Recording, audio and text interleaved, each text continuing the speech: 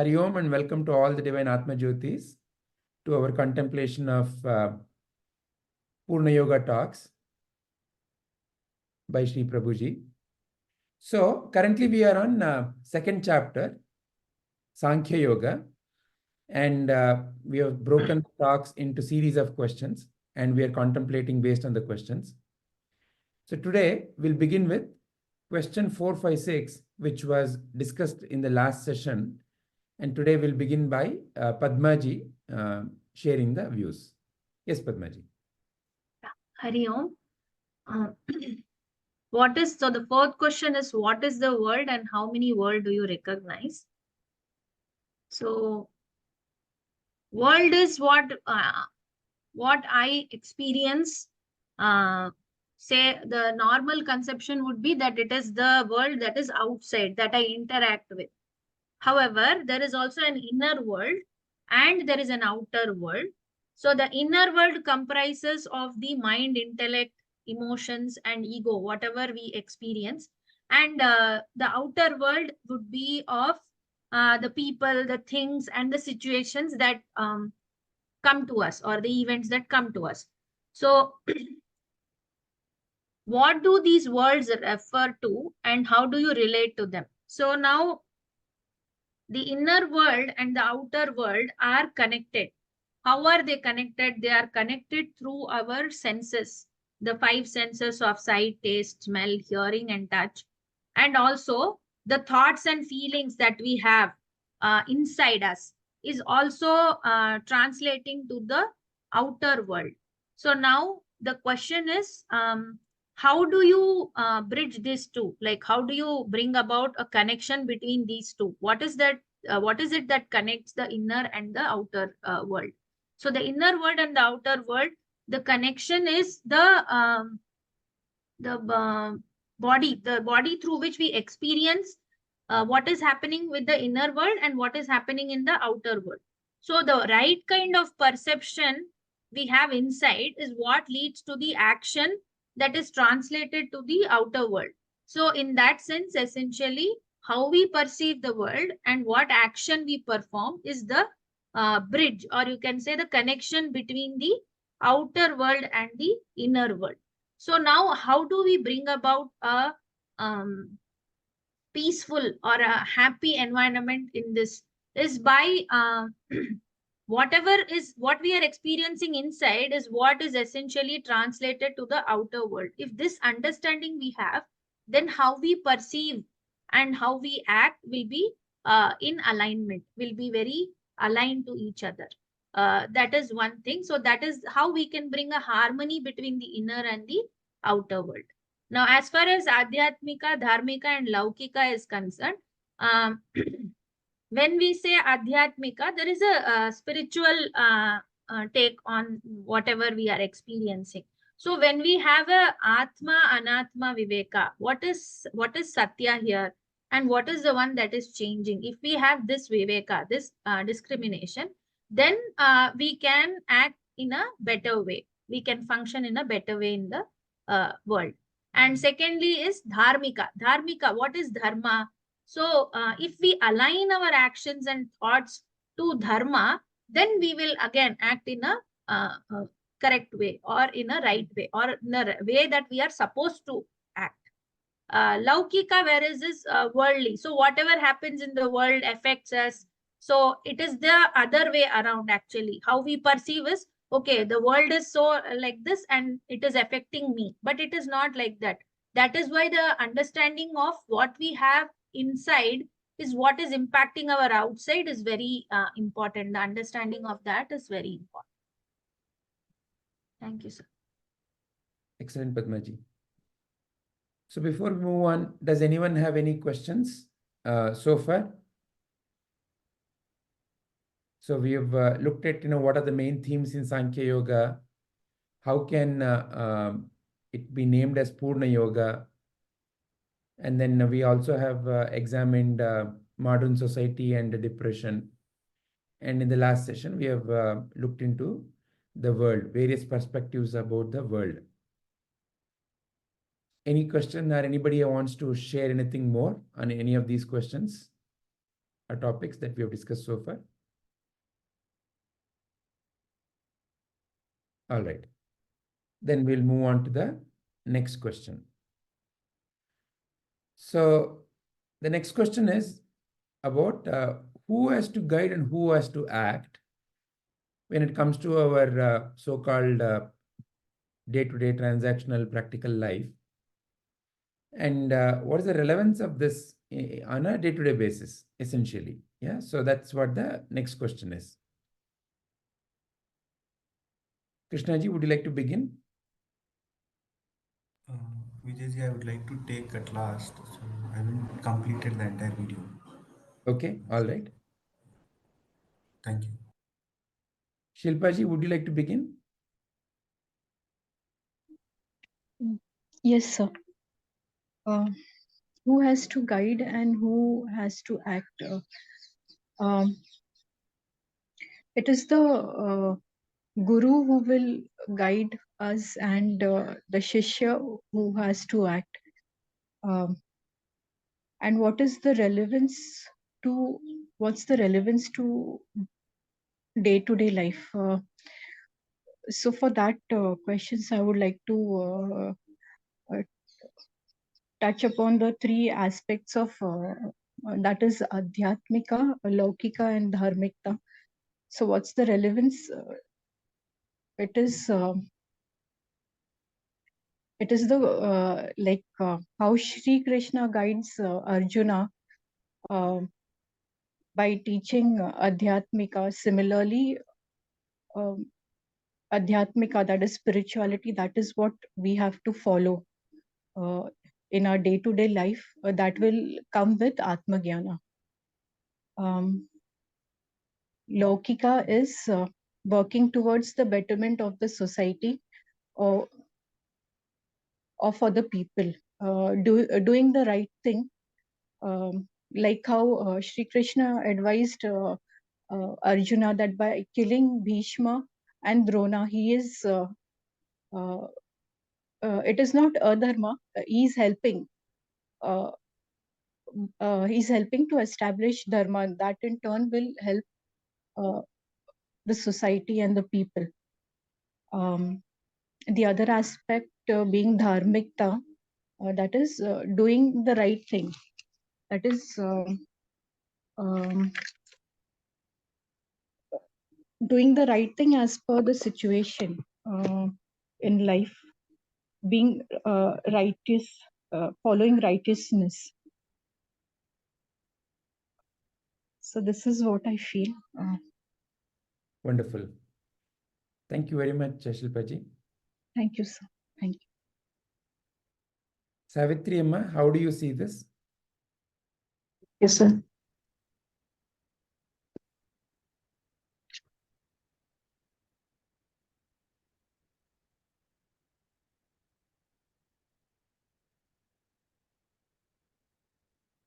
Savitri Amma, Idira? Okay, sir. Who has to guide and who has to act?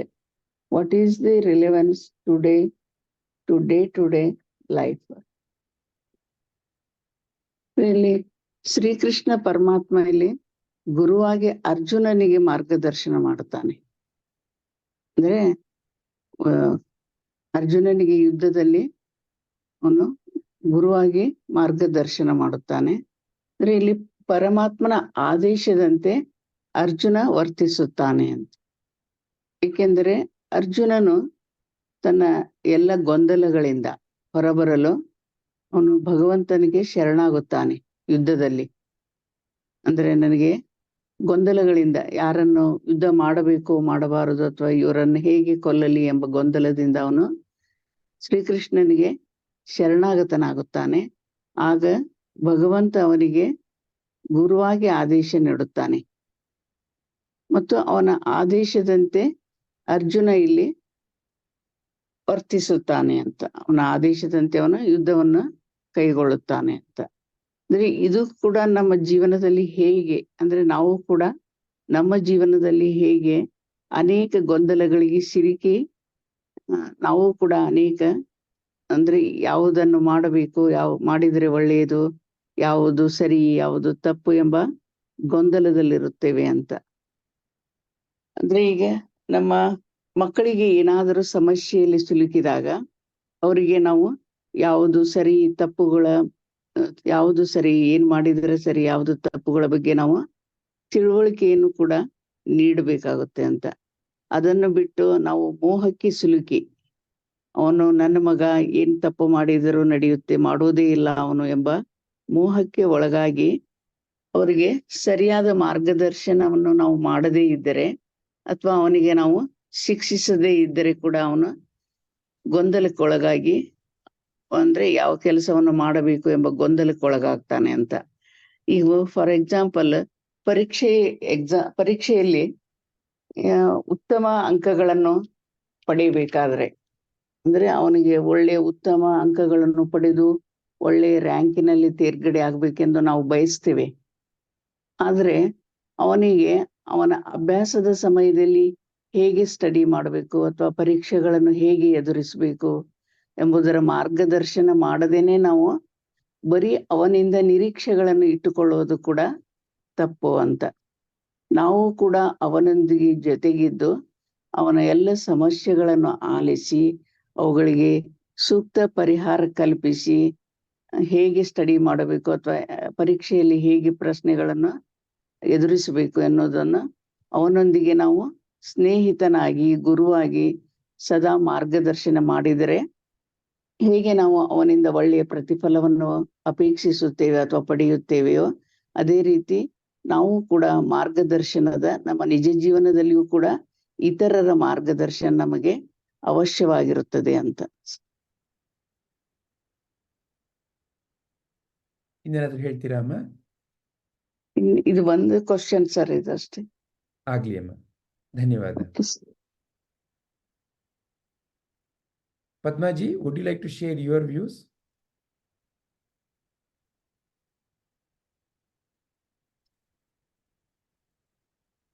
Yeah. Who has to guide and who has to act? What is the relevance to day-to-day life? So here, first of all, the guru has to guide and the disciple has to follow. Now, one question is, who is a guru? Who is the guru here? It need not be a person. It can be also a situation, or even from within, whatever guidance that you get from within, or an intuition that you get from within. I think here is where the adhyatmika, laukika, and the dharmika comes into place.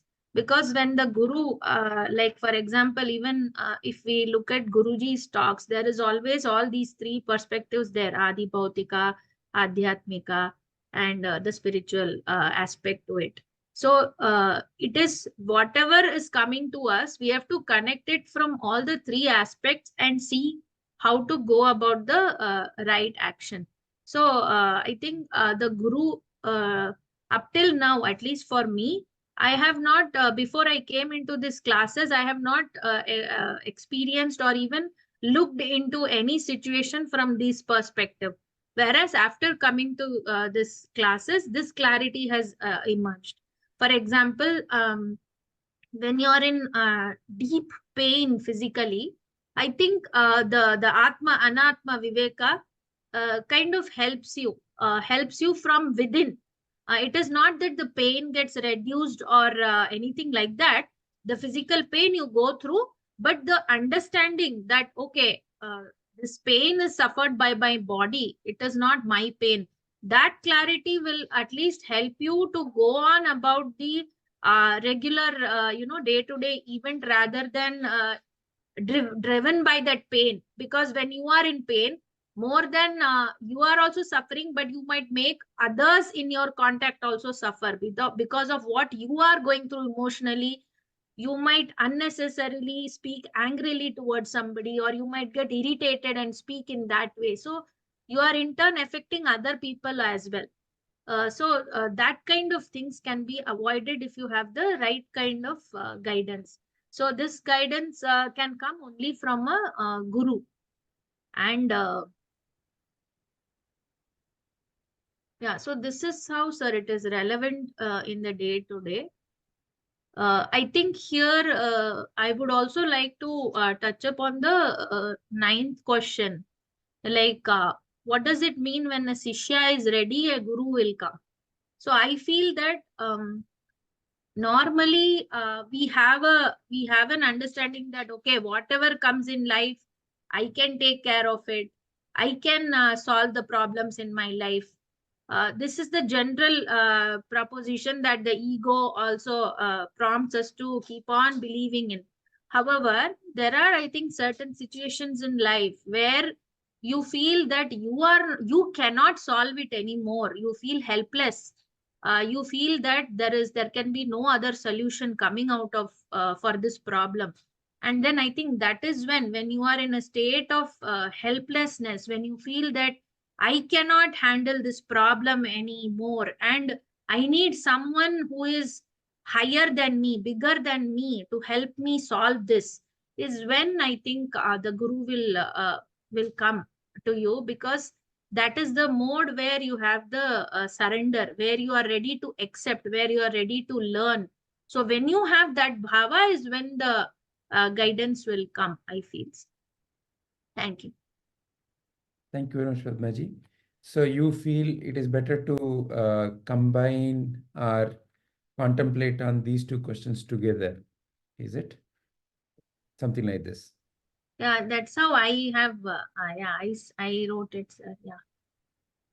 Okay.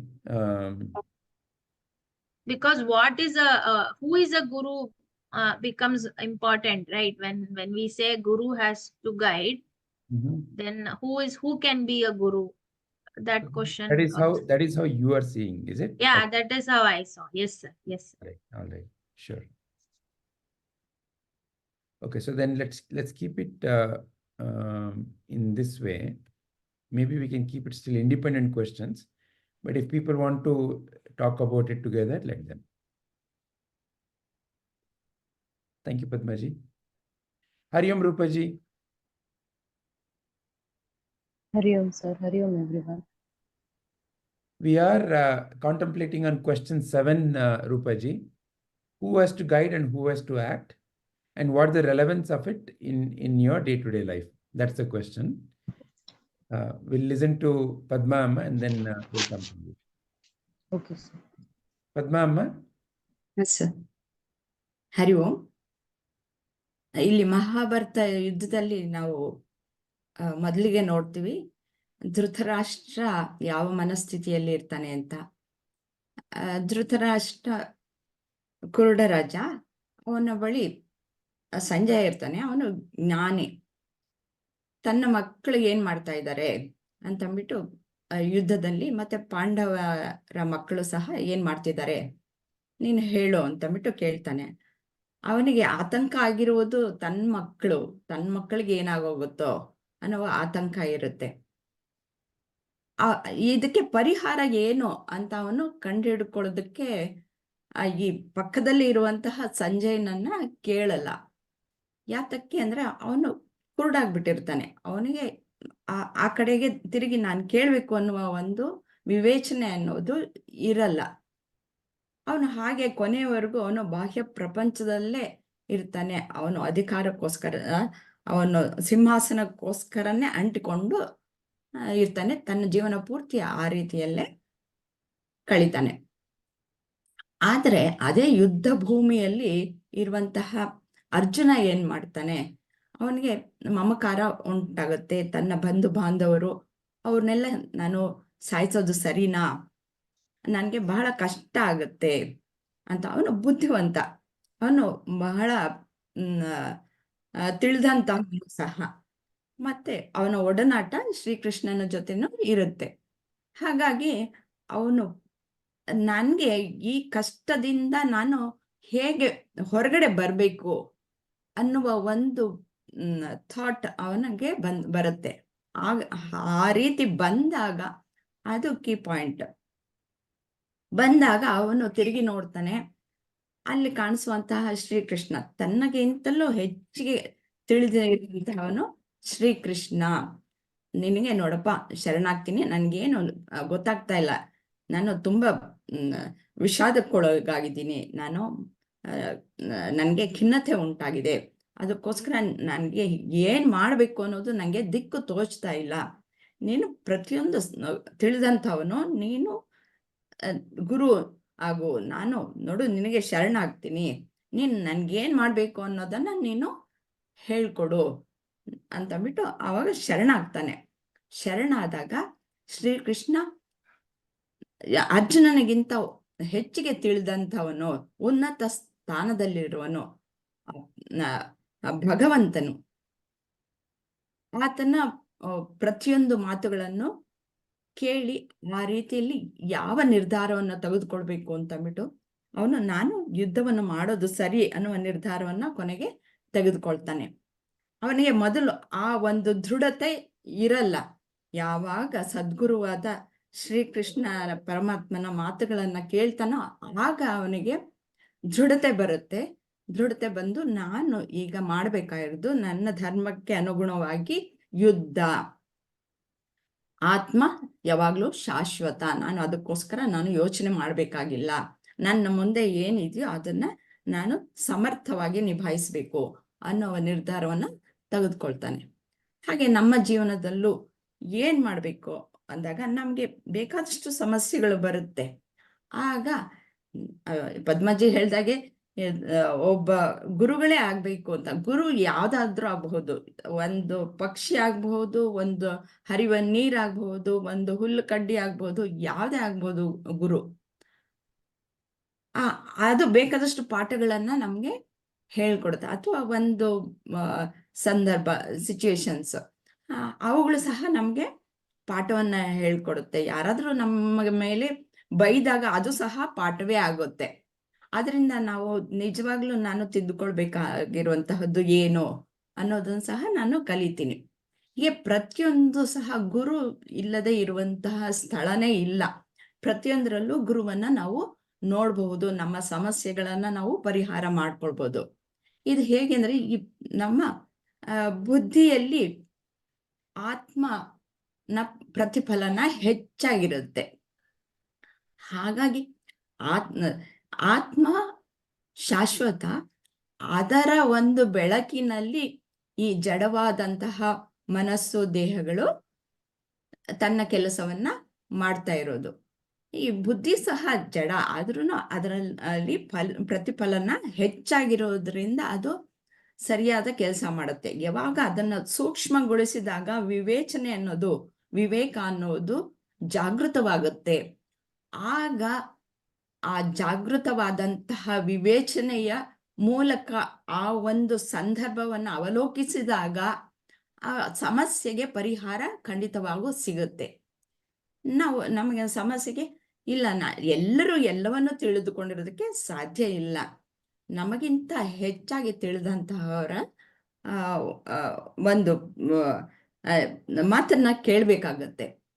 ಇವಾಗ ಏನು ಇಲ್ಲ, ಇವಾಗ ಕಂಪ್ಯೂಟರಲ್ಲಿ ನನಗೆ ಎಷ್ಟು ವಿಷಯಗಳು ಏನೂ ಗೊತ್ತಿಲ್ಲ. ಈಗ 1 ವರ್ಷದ ಹಿಂದೆ ಅಂತೂ ನನಗೆ ಹೇಗೆ ಇದನ್ನು ಆಪ್ರೇಟ್ ಮಾಡಬೇಕು ಅನ್ನೋದು ಸಹ ಗೊತ್ತಿರಲಿಲ್ಲ. ಆದರೆ ನಾನು ಹೇಳಿಸ್ಕೊಂಡೆ. ಎಲ್ಲ ಗುರುಮುಖೇನೇ ಕಲಿಯೋದು. ಮೊದಲು ಮಗು ತಾಯಿ ಹತ್ರನೇ ಎಲ್ಲ ಕಲಿಯೋದು. ಹಾಗೆ ಪ್ರತಿಯೊಂದೂ ಸಹ ಗುರುವೇ ಆಗತ್ತೆ. ಆದರೆ ಆ ಕೇಳುವ ಮನಸ್ಸು ಇರಬೇಕು ಅನ್ನೋದು ನನಗೆ ತಿಳಿದು ಬಂದಿರುವಂತಹದ್ದು. ಅದು ಜಾಗೃತ ಆಗಬೇಕು. ಆ ಬುದ್ಧಿ ಅನ್ನೋದು ಜಾಗೃತ ಆಗಬೇಕು. ವಿವೇಚನೆ ಅನ್ನೋದು ಜಾಗೃತವಾಗಬೇಕು. ಆಗ ಸರಿಯಾದ ನಿರ್ಧಾರವನ್ನು ತೆಗೆದುಕೊಳ್ಳೋದಕ್ಕೆ ಸಾಧ್ಯವಾಗುತ್ತೆ. ನಮ್ಮಲ್ಲಿರುವ ಈ ಆತ್ಮನ ಬೆಳಕು, ಅದೇ ಗುರುವು ಅನ್ನೋದು ನನ್ನ ಅನಿಸಿಕೆ. ತುಂಬಾ ಚೆನ್ನಾಗಿ ಹೇಳಿದ್ರಿ. ಥ್ಯಾಂಕ್ ಯು ಪದ್ಮಾ ಅಮ್ಮ. Thank you sir. Rupaji, would you like to share your view on question number 7? Yes, sir. Who has to guide and who has to act? It is the Krishna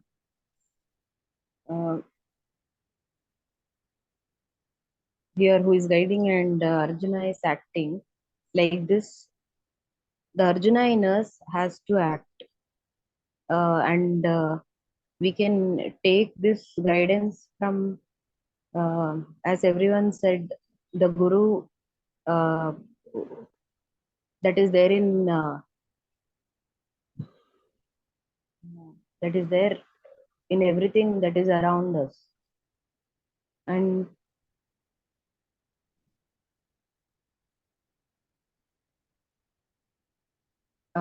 this comes through the total surrender, because not everybody takes guidance of anyone just like that. And surrender does not come very easily. Only when the situations are not in our control, at that time we look for higher power to help us. At that time, we completely surrender and we'll be looking for guidance. Mm.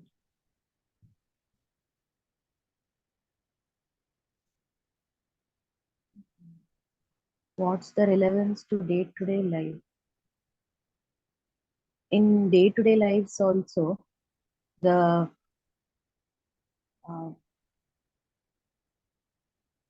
we do not seek help unless it is absolutely necessary, and the free advices are not taken by anyone. Only when one is in need of that advice, he will seek the advice. Mm. We can learn or we can take the guidance even from kids sometimes. That's all, Vijayji. Thank you, Rupaji. Thank you, sir.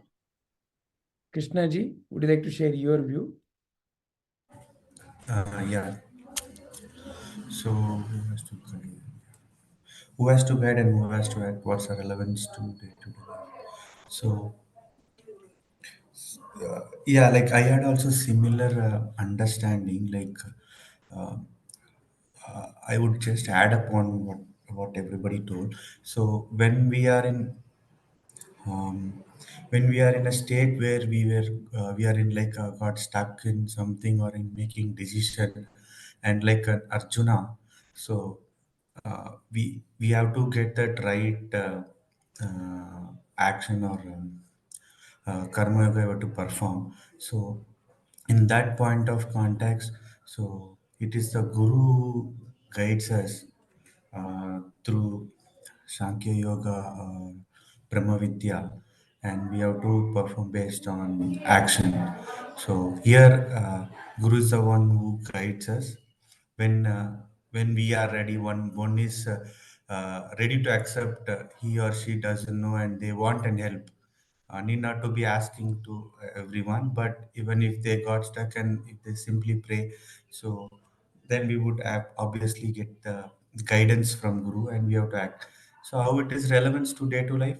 So in this external world, there are a lot of situations like sometimes moms guides us. Sometimes, the example like when we are in, I mean, we are in mood off or something like that. Usually, moms will figure out easily what's happened, why or like that, and they will guide. It's not that I go and ask. Similar way, like sometimes in my workplace also, like my manager or more like, and I also with my team members act. Why you're like this? What's happening? So if we think and we surrender, and sometimes the people come and ask us and we guide. So that's how it's a day-to-day life relevance to me. Should I link with eighth also? Your wish, your wish. If you feel you want to connect to eight, please go ahead. Yeah, I feel it's quite connected with seventh is starting point and it's kind of combined. So when is shishya ready, Guru will come. Means like according to me, it's connecting point when you are in a state where you're not able to make decision and you truly surrender. Okay, I don't know. I need like how Arjuna surrendered to Krishna. So that's where I feel like shishya is ready. and guru will come. It's not like everybody will give advice to everyone. It's not going to make sense, even when person is giving advice. But when we truly ready and we are in a state where confused, we got stuck, right? We simply pray, and Prabhuji also talks about two of the situations, Prabhupada and that anonymous alcoholics community. So there he was got struck, and only the prayer. So he was like, he don't know, teach me. So that's where I see the shishya is ready, and guru in the form of Krishna, in the form of right. It will come and it will help us to overcome our obstacles. Uh, that's how I see it. Very nice. Thank you, Krishnaji. Okay. So when we look at our day-to-day life, what is that the aspect of the day-to-day life that we seem to be involved with?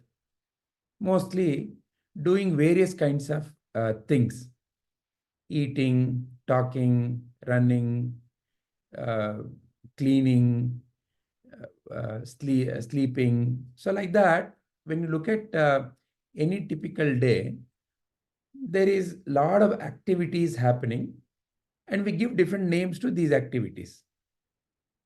So fundamentally, when you are awake, you're doing things, various kinds of things. Sometimes you do through your hands, sometimes through your legs, sometimes through your speech. So like that, it is a continuous movement of action. But the fundamental aspect is, do you simply act? What is the source behind the action?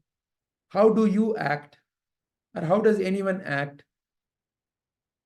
For example, when this question came up, each one of you spoke. I am also speaking. Can you speak whatever, however, in whichever language? There's a certain thinking that is behind the speech, is it not? There's a thinking behind every action you perform, is it not? You simply will not be talking. You simply will not be walking. You'll be walking, okay, I have to go somewhere. That thinking, that thing, that whatever the thought that you have about where I should go is what has prompted you to act. So when you look at any action in the world, there is a thinking behind that action. The other way also you can say, it is a thought that causes the action. Is it not? As a simple, all of you know this experiment, as a very simple experiment, right now, if you as much as say simply close your eyes and bring something that you really like to eat, maybe say a sweet, you just have to imagine as if you're bringing that sweet closer to your mouth. You'll start noticing that your mouth is watering. Or we can take another example. Let's say it's night and you're walking, and suddenly there is a dog barking and charging at you. What happens to your heartbeat? What happens to your mouth? Suddenly heartbeat increases, mouth starts becoming dry. So like that, when you notice situations in life, thought causes action, and we can say the other way, there is a thinking behind every action. Is it not? Unless there's a thinking, the action cannot simply happen. The only question is, what is the thinking? How is the thinking, or how is that thought getting generated, which is guiding the action? So whenever, for example, I am acting in the world, what is the, for example, let's say I'm just walking from place A to place B. If one were to ask, why are you walking? Oh, I am going there to do my office work. If you ask further, why do you go to office? Oh, I go to office to earn money. Oh, why do you earn money? I earn money in order to take care of my needs and my family needs. Why do you have to take care of your and your family needs? So like that, most often we don't necessarily start tracing the root of our questions. If you notice in this series of questions, I'm going to office. Why? Because I want to earn money. Why I should earn money? Because I can take care of me and my family. Why I should take care of me and my family? Maybe, maybe not, I have examined. So like that, in terms of action, there is always a thought, and the thoughts have a tendency to have linkage. So when you start unraveling this linkage, what is the most fundamental root thought which has led you to start acting in the world? And how do I recognize what is that root thought? And how do I understand whether that root thought is a reality or not? So for example, I may see, let's say, a something on the street being sold as food. And I naturally may get attracted because of the smell or because of the way it looks.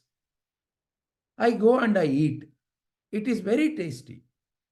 So I start saying, okay, I want to eat it again. Next day I eat, third day I eat, fourth day I eat. I keep eating. And I now have become addicted to that. And I start thinking, oh, without that food, I may not be able to survive. Now, what that particular food, that street food, may be doing, one is it may be harming the physical health. Second thing, it has caused some kind of an addiction. I may not be noticing all this. So then one day, maybe a friend, maybe a doctor, or some situation, suddenly I feel very upset in the stomach. And I go to the doctor, and the doctor says, get these tests done. And he says, oh, you know what? You come at the right time. It looks like your liver is deteriorating. Let's assume, the street food that I'm so addicted to is alcohol. So when I am drinking alcohol, I am not aware that it can have all these.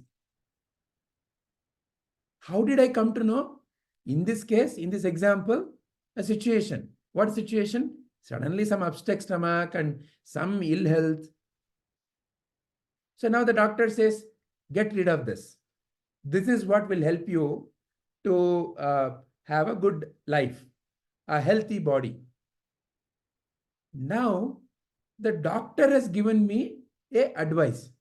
Why did he give me an advice? Because I have gone to him as a patient. So first of all, I have recognized that I have a problem and I, for some reason, cannot figure it out. So I've gone to a doctor. Now the doctor is taking a fee from me and is giving me some advice. So now it is my discretion to take the message the doctor has given and to see how I can change. Doctor may say, stop drinking. And I may say, no, I'm so addicted. Without that alcohol, my hand shakes, my leg shakes. I cannot see, I cannot think. So he may say, okay, do these kinds of things. Slowly you will come out of this. Something like that, he may give as an advice. But who has to follow? I have to follow. What did the doctor do? He gave me some knowledge about how to come out of it. So when you look at all these examples and all this explanation, you can see what is guiding or who is guiding? it is the right knowledge in you that has to guide. What it has to guide? Your action. And that is where the importance of who gives you the right knowledge. What is in it for them? So when it comes to our day-to-day affairs, most often we have some kind of a system of I pay and I get advice. I go to a doctor, I've paid money and I've got advice. This doctor, though I paid so much of money, did not give me a good advice. I'll change the doctor. So like that, we have a tendency to think in terms of, did I get my money's worth?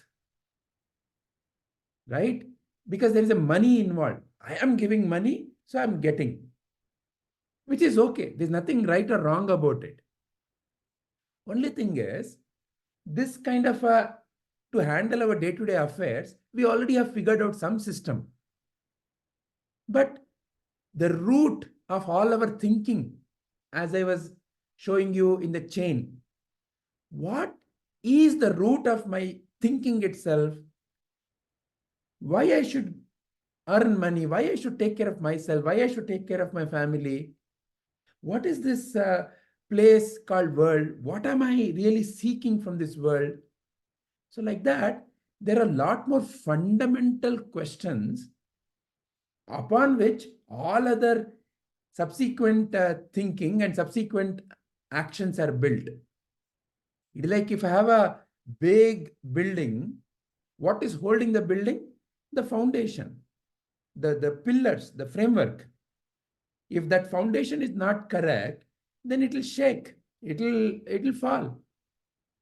So unless I examine the foundational thinking and come to understand and have the right clarity about the foundational thinking, rest everything that I do will be shaking. And what is the foundational thinking? What is the foundational question? Most often, I don't even know who I am truly. What is this world truly? What is my relationship to this world truly? So, fundamentally, to examine these foundational questions, fundamental aspects of life, essential aspects of life, I need clarity. And how do I gain clarity? Just like the example of the doctor, from someone who has the clarity. And there's a fundamentally wonderful aspect about this particular knowledge. When I go to a doctor, doctor takes money and gives me pills. There ends the transaction. There ends the relationship. I take that pill and my pain may go away and I say, okay, job done. But in the foundational question, or what can be considered as the essential questions of my life, the doctor called Sadhguru, when the pill is given, unlike the other doctor, after taking the pill, I don't become a doctor. Suddenly, after taking the pill, some of us act like that. No, some of us, just because we've eaten so many pills, they know so many pills. They can dole out the names of those pills left, right, and center. Some of your friends, I'm sure you must be there. Headache. I don't know correctly. Please don't use my references. Dolo 650. Somebody may say, oh, I have a pain in the knee. Again, they may say some Dolo 650 equivalent. So like that, I have some of my friends. They can tell you right from if you want to, if you have a loose motion, they have a pill. If you don't want motion, they have a pill. You have a headache, they have a pill. You have a hand shaking, they have a pill. So they give pill. Now, most of my friends, some of them who are giving such pills, have they studied medicine? No. How do they know? Because they have consumed and somehow it has helped them. So in that way also there are some doctors, okay, who may not necessarily have studied. And some of them are truly, they've put effort, they've gone to medicine, they've put all the right kind of, work, and they have over a period of time practice, and they're advising. So in a way, like that, you'll also find that to get rid of my own problem, I take the advice from this doctor, but I don't become a doctor, though I may know some names of the medicines. However, in the case of the foundational questions or the fundamental questions are the reality about who I am, when the Sadguru gives the pill, there is a transformation that occurs. There is a change that occurs. In a way, you become the doctor. In a way. What does it mean? It means that you start seeing what is driving what. You start seeing what is the source of my own misery, or the other way, what is the way I can remain peaceful and happy.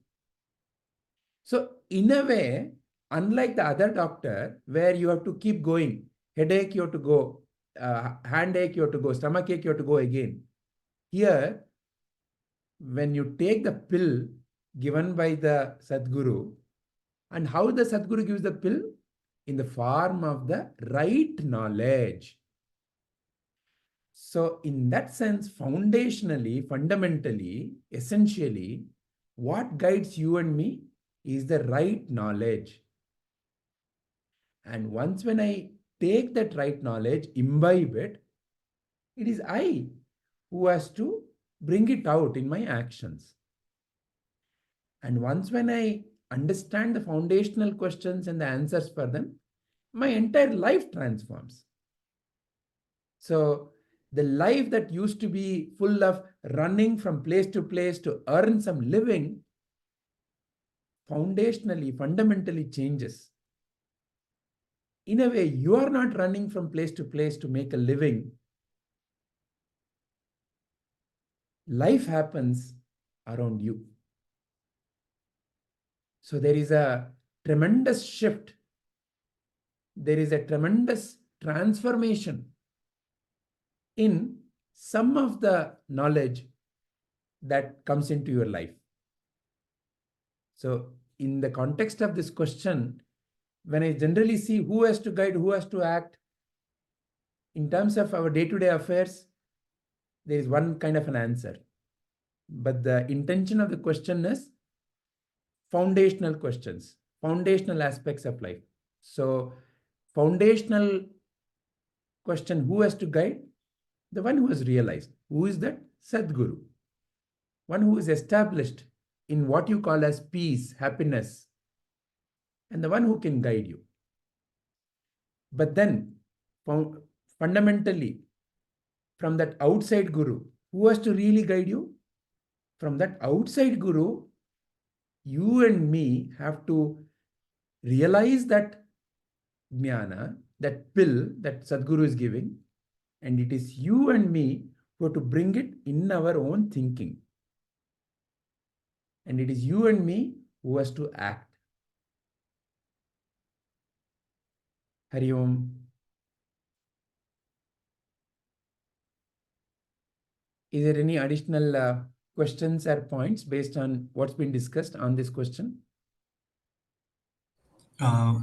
Connected to eighth one, Ruchi. So my real experience is I was also way back 1 year before having these questions like what is why, I mean, who really I am, like why I'm doing this, and like am I doing right, why I'm working for this company, why I'm earning this money, why I'm in this house, everybody is doing all these things, where are we going? And it is becoming a circle. They call it in a rat race and many terminologies I ended up. And also like nowadays it's like knowledge is very easily accessible. We cannot really roadmap where we have to go, and there are a lot of situation, we ended up going wrong route and coming back and going back to right way. So that time I was asking these questions to myself, and I didn't discuss with my family or friends or any such as thing. I had my mind, just I was like asking myself, but I don't know what is that time mean manifest. And I was knowing like modern world things they see. I have seen a lot of videos, but still I was thinking about this. But then wherever the company I work stable. So then Vijay ji came in, and I don't know, it was a coincidence or, and is it through my, I mean, seeking, or how do I put in, kind of that. And fortunately, there also the selective people had one kind of leadership training. So, and I was part of it. I don't know who selected me and why it was and what basis. I was still not sure. And then it was more than a month and many sessions. There, Vijay ji asked question, and I was asking like, I still remember. I think last second section, something like that. That's where asking who I am and what is why I'm here. Those kind of questions. So then Vijay ji answered, and then I ended up joining this thing. So then I felt, oh, okay, this is the community where I can get clarity, that Sankhya Yoga here, like the Brahma Vidya. So I would want to mention this, which is connecting to this, when is shishya ready and Guru will come. Thanks, Guruji. Thank you, Krishnaji, for sharing that. Yes, it is true. See, please look at your life. Whatever that is in your life is primarily because you have felt it and it has occurred. So it may sound like one of these, especially in the YouTube, you'll go and find manifest your circumstances, manifest your reality. There is a lot of truth to it, but the way it is marketed is also in a very mind-centric way. But Yes. it is not that. It is not that, I have to manifest. I have to somehow forcefully make it happen. It's a very simple and very natural process. It's a very simple and natural process because you are that essence.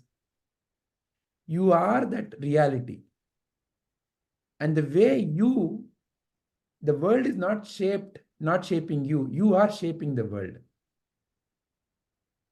It is your thought that you give power to that shapes the world. So, therefore, there is no need to change the world. I only have to realize what is that I need to change within me. Then the world will look right, will be right. Yeah, so the knowledge is spread everywhere, and it's like I was somewhere not satisfied with the manifestation. What this modern things that the Eastern or Western comes from English guys, right? So they tell like manifest this money and all, but again I'm going to that same loop. But then actually we got this Krishna knowledge, right? Then okay, this is a foundation. Then only we can move upon on everything. Yeah. Then I get okay, yes, this is what. But yeah, that's how it was. I wanted to share. Very nice. Very nice. Any other views? Padmaji or anyone else? Anything else to say? Or Sir? yes, Amma.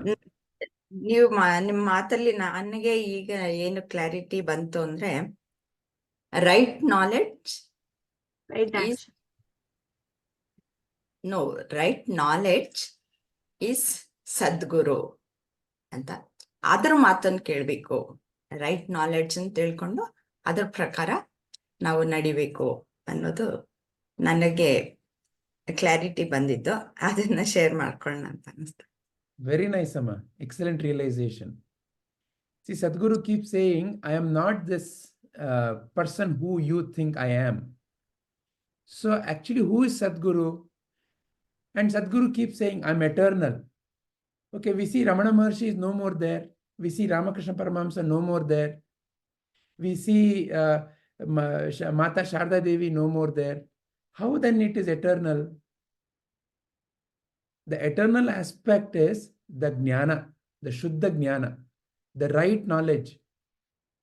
So Bhagavad Gita is eternal. Upanishads is eternal.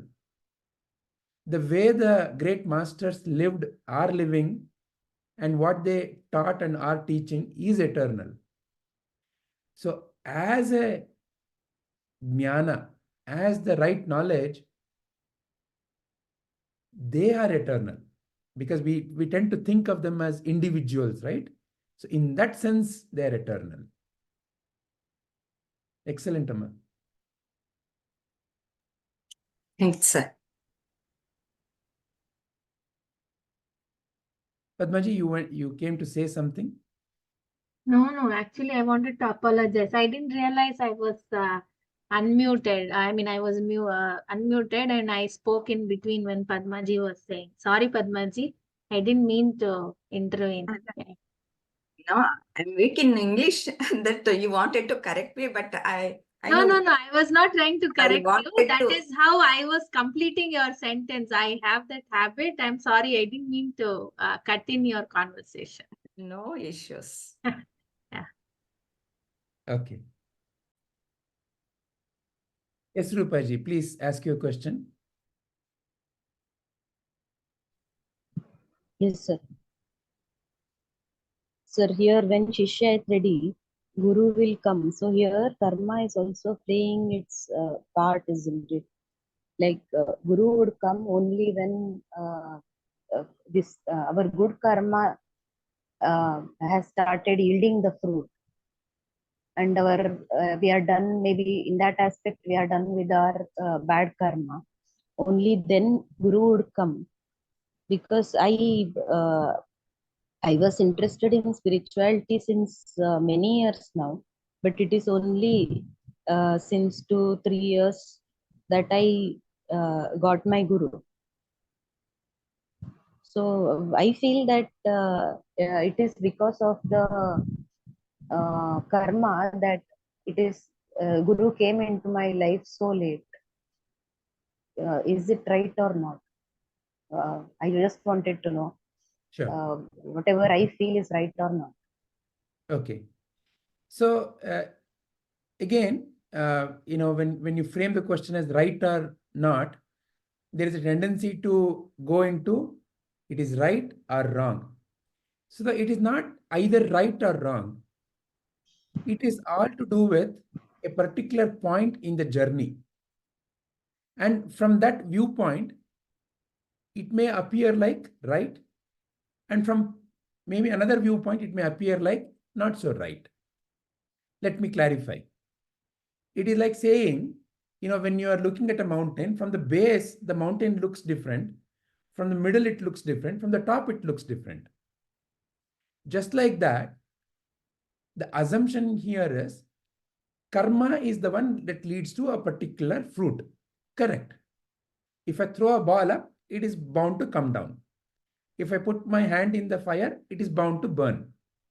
So the phala, the burning of the hand, is because of the karma, I putting the hand in the fire, right? So in that sense, you can clearly see that there is a connection between the phala, which is nothing but the fruit of your action, to the action itself, right? So sometimes you see it immediately. You put the hand in the fire, it burns almost immediately. Sometimes you may not see it. It's like a seed that you've sown in the soil. It may sprout after many months, in some cases years. In some cases, it may take a lot of time, right? They say in the case of the bamboo tree, right? Apparently for almost like 6-7 years, you don't even see a sprout coming up. But suddenly it starts shooting up.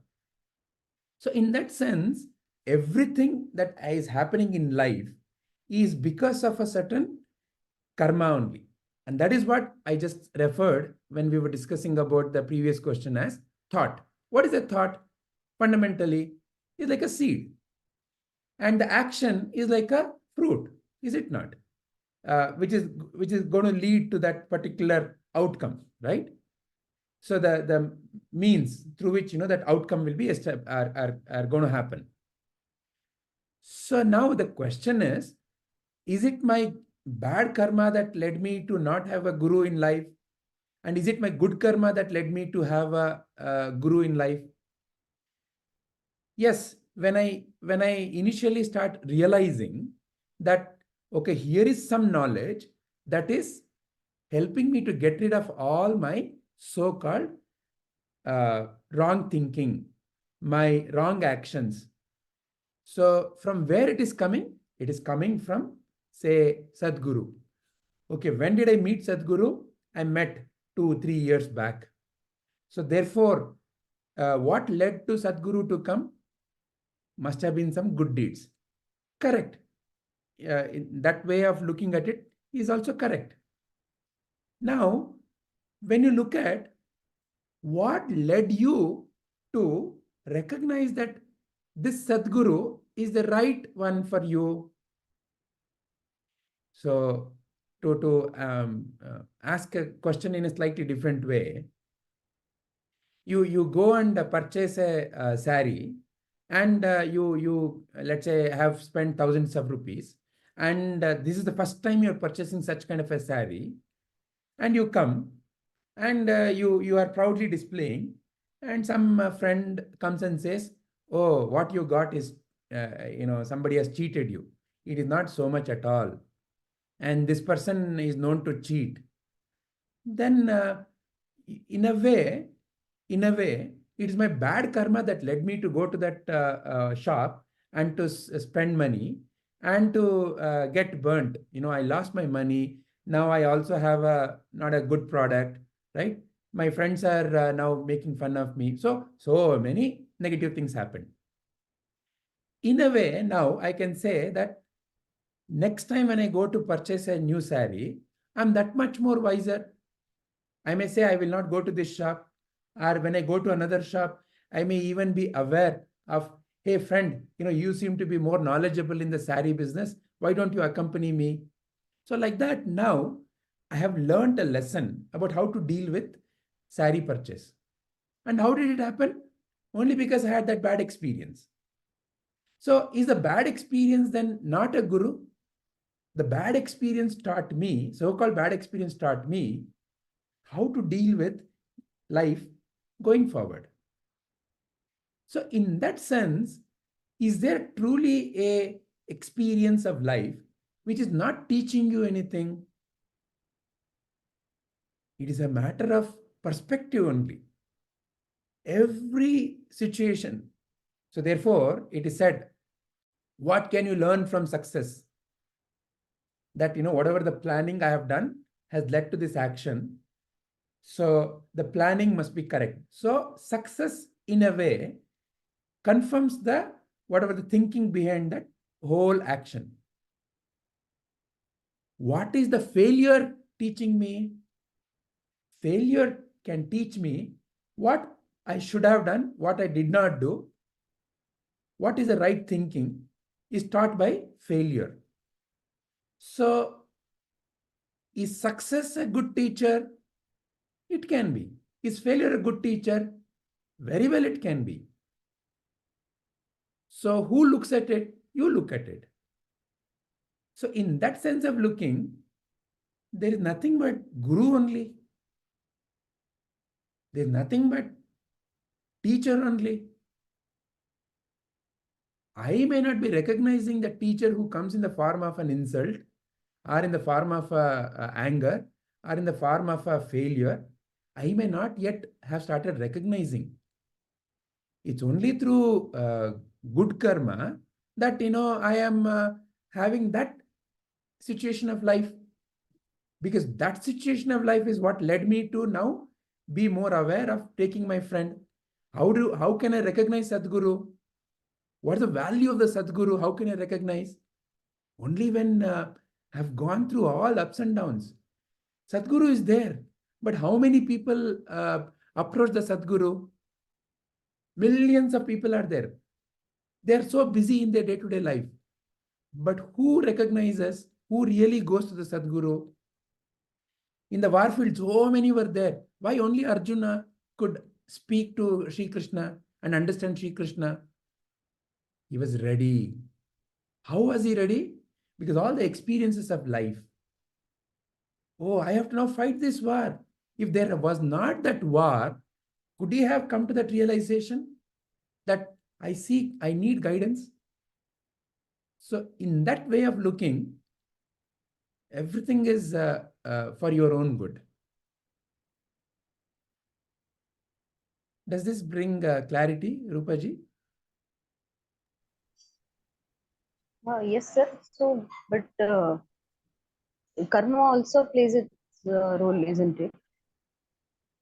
Karma has played a role. That's the example I started with. When you keep your hand in the fire, it burns. So what led to the burning? You keeping the hand. So So these the ups and downs in our life, which is also because of the bad karma, and we face these difficulties because of bad karma, and that leads to our seeking of the guru. yeah, it's again up to your way of looking at it as a bad or as a good. See, bad or good again is in the when you look at it or how you look at it, right? That's why I gave the example. So I go into a shop and purchasing something and that being labeled as not a good decision. Ayo, my bad karma. I can definitely say like that. Ayo, my bad karma that led me to lose money. Or I can say, oh, it is my good karma that now I got something to learn from it. Because not everybody gets a chance to lose money and get a sari and then be made fun of. And so that, I am learning really, right? So not everybody gets a chance like that. So in that way, when I look at it, I can say, my God, my good karma that led me to this shop. So it's all in the way you look at it, Rupaji. Okay. Is there anything else anybody wants to add to what Rupaji's question and what's been said?